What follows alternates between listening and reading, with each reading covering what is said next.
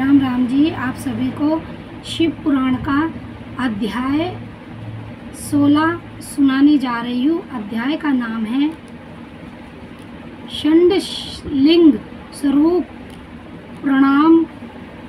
प्रणव का एक महत्व, उसके सूक्ष्म रूप ओमकार और त्रिशूल रूप पंच शस्त्र मंत्र का विवेचन, उसके जाप की विधि एवं महिमा, कार्य ब्रह्म के लोकों से लेकर कारण रुद्र के लोकों तक का विवेचन करके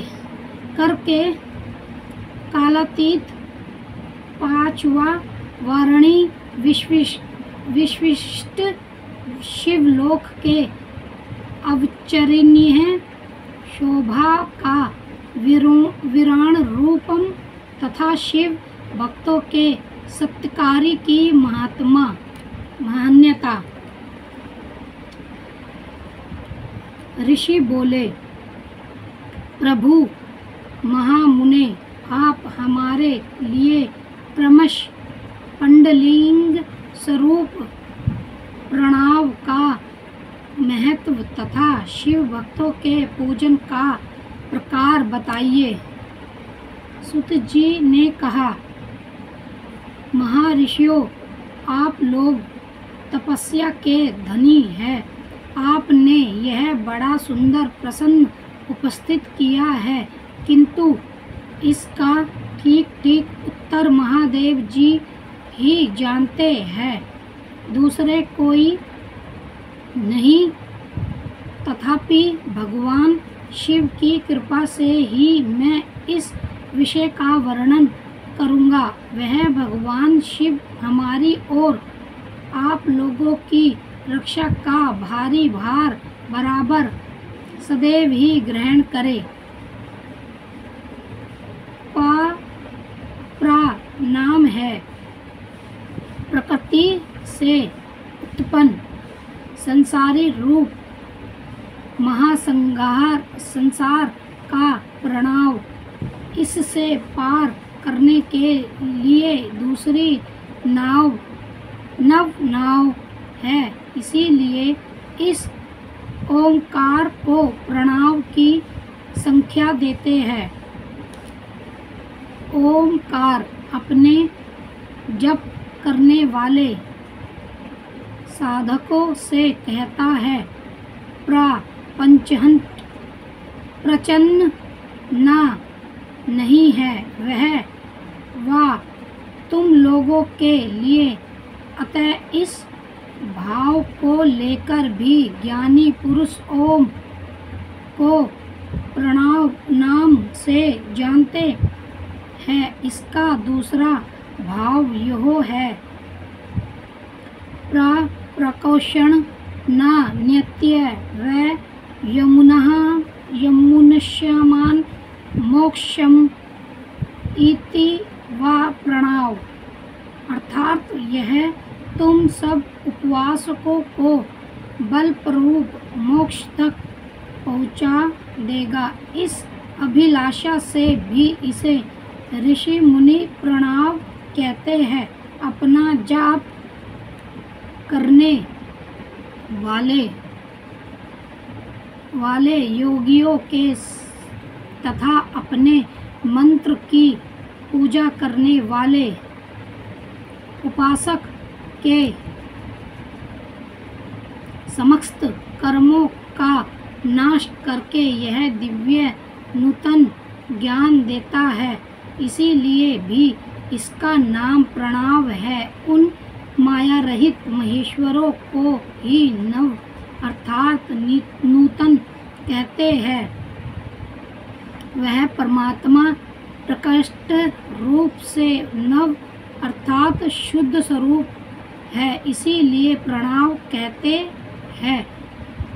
प्रणव साधक को नव अर्थात नवीन शिव स्वरूप कर देता है। इसीलिए भी विद्वान पुरुष उसे प्रणव के नाम से जानते हैं, अथवा प्रकृष्ट रूप से नव दिव्य परमात्मा महाज्ञान प्रकट कहलाता है, इसीलिए वह प्रणव है। प्रणव के दो भेद बताए गए हैं, त्रिशूल और मोक्ष। एक अक्षरूप और ओम है, उसे सूक्ष्म प्रणव जानना चाहिए। और ओम नमः इस 5 अक्षर वाले मंत्र को त्रिशूल प्रणव समझना चाहिए, जिसमें 5 अक्षर व्यक्त नहीं है, वह त्रिशूल है। और जिसमें 5 अक्षर सुरपिष्ट सूक्ष्म रूप से व्यक्त है, वह त्रिशूल है।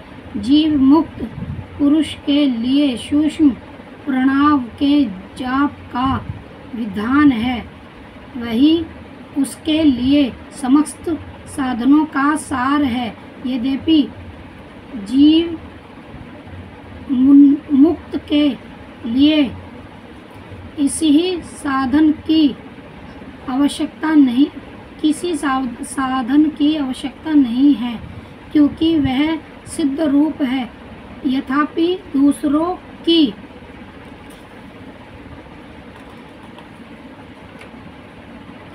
सृष्टि में जब तक उसका शरीर रहता है, तब तक उसके द्वारा प्रणव जप की संध्या साधना सदैव होती रहती है। वह अपनी देह का विलय होने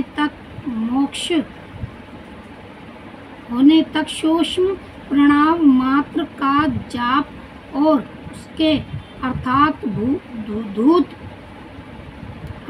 धूत परमात्मा तत्व का अनुसाधन कहलाता है। जब शरीर नष्ट हो जाता है, तब वह पूर्ण पर ब्रह्मा रूप शिव को प्राप्त कर लेता है। यह सुनिश्चित बात है।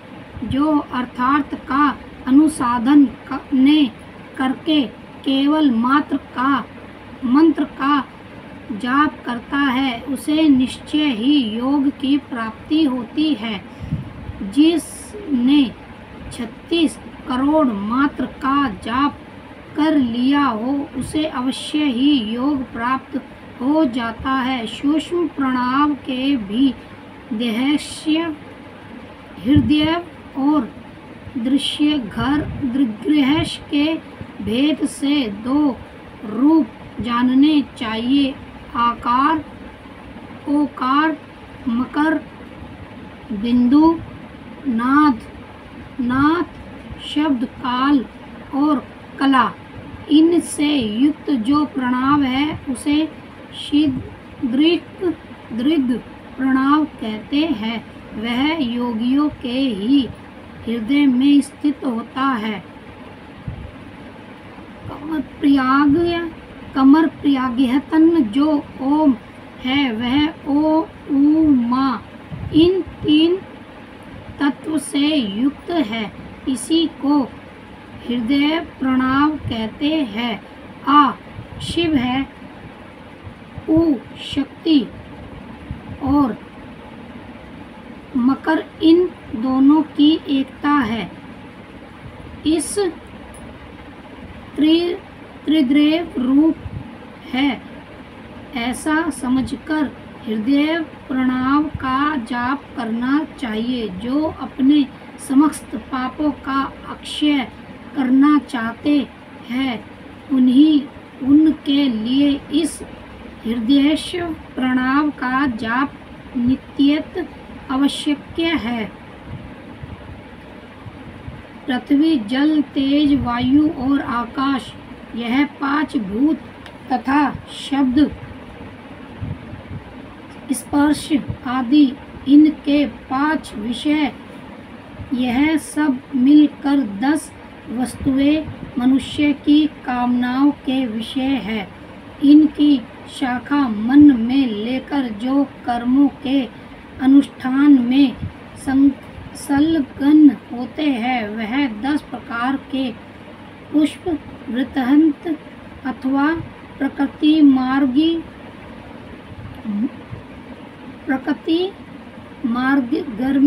ही कहलाते हैं तथा जो निष्काम भाव से शस्त्र विहित कर्मों का अनुष्ठान करते हैं वह निर्वद अथवा निर्वद्य मार्गी कहे गए हैं। प्रताप पुरुषों को हृदय प्रणव का ही जाप करना चाहिए और नित्ययुक्त पुरुषों को दीर्घ प्रणव का व्याहृत्यो तथा अन्य मंत्रों के आदि में इच्छानुसार शब्द और कला से युक्त प्रणव का उच्चारण करना चाहिए। वेद के आदि में और दोनों संध्याओं की उपासना के समय भी ओंकार का उच्चारण करना चाहिए। प्रणव का 9 करोड़ जाप करने से मनुष्य शुद्ध हो जाता है। फिर 9 करोड़ जाप करने से वह पृथ्वी तत्व पर विजय पा लेता है। तत्पश्चात उन 9 करोड़ जाप करके वह जल तत्व को जीत लेता है। उन्हें 9 करोड़ जाप से अग्नि तत्व पर विजय पाता है। तदनंतर फिर 9 करोड़ जाप करके वह वायु तत्व पर विजयी होता है। फिर 9 करोड़ जाप से आकाश को अपने अधिकार में कर लेता है। इसी प्रकार 9 करोड़ का जाप करके वह क्रमश ग्रंथ रस रूप स्पर्श और शब्द पर विजय पाता है। इसके बाद फिर 9 करोड़ का जाप करके अहंकार को भी जीत लेता है। इस तरह 108 करोड़ प्रणव का जाप करके उत्कृष्ट बंधनों को प्राप्त हुआ पुरुष शुद्ध योग का लाभ करता है। शुद्ध योग से युक्त होने पर वह जीव मुक्त हो जाता है। इसमें संयम नहीं है। सदा प्रणव का जाप और प्रणव रूपी शिव का ध्यान करते करते संबंधियों में स्थित हुए महायोगी पुरुष साक्षात शिव ही है। इसमें